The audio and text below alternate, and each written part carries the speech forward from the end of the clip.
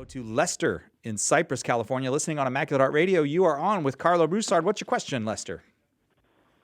Hey, thanks for taking my call. And Sai, a big fan of you. I really miss your movie reviews, buddy.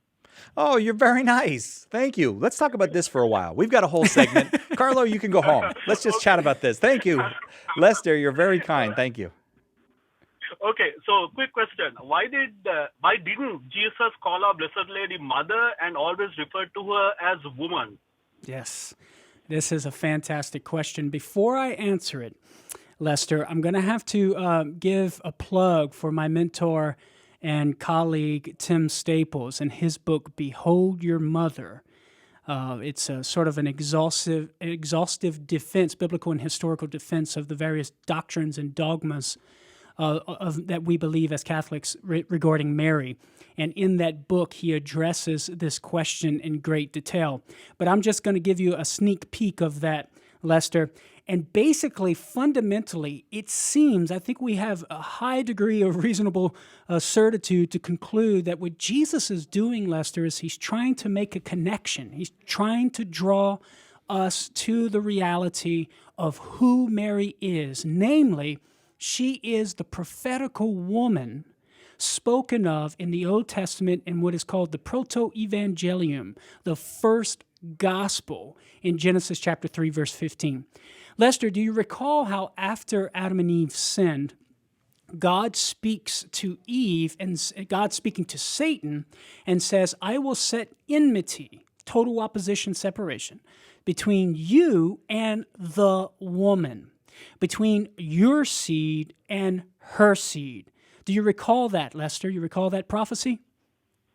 Yeah. Okay, fantastic. Yeah. So what we see there is, number one, this woman that God is referring to is going to be the mother of the Messiah, because the seed that will come forth from this woman, which some scholars see to be a hint of the virgin birth of Jesus, right? Because normally the Bible talks about the seed of the man, but here it's talking about the seed of the woman. So here we have this virgin woman giving birth to this male child that's going to crush the head of the serpent. But if you notice, Lester, that woman is not of the seed of Satan. Consequently, we can conclude that this woman is sinless. She's not tainted by sin and the dominion of Satan. And because she's not of his seed, we see a hint that this woman will be immaculately conceived like the first woman. Because, Lester, in the Genesis narrative, Eve was called woman in the first couple of chapters before Eve sinned. She doesn't receive her name until after she sins. So the first woman was created without the stain of original sin. She was pure, she was holy, but she fell. The new woman that God prophesies about is going to be like the first woman in that she will be created free from original sin.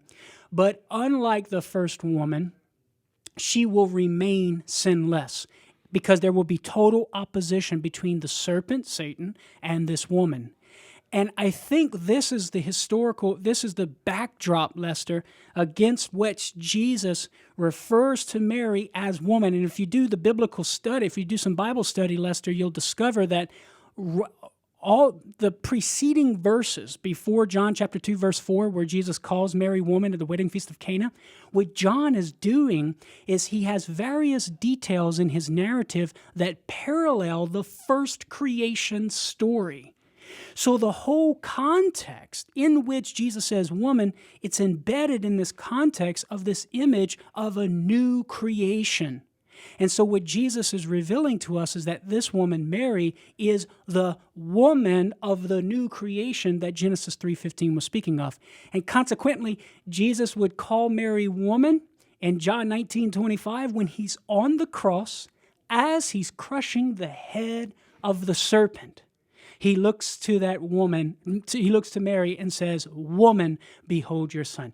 Do you think he's just calling her woman is this just a coincidence? I don't think so. And then finally, Lester, in Revelation 12, when John has his heavenly vision, what does he describe? But yet he describes the mother of the Messiah as the woman clothed with the Son, and she will have offspring. Her offspring would be those who keep the commandments of God. So the bottom line, Lester, I think we can conclude that Jesus is calling Mary woman at the wedding feast of Cana and on the cross precisely to connect her to the woman God prophesied about in Genesis 3:15, that woman who would be a new woman, created free from original sin and remaining sinless throughout her life, not touched by the stain of Satan.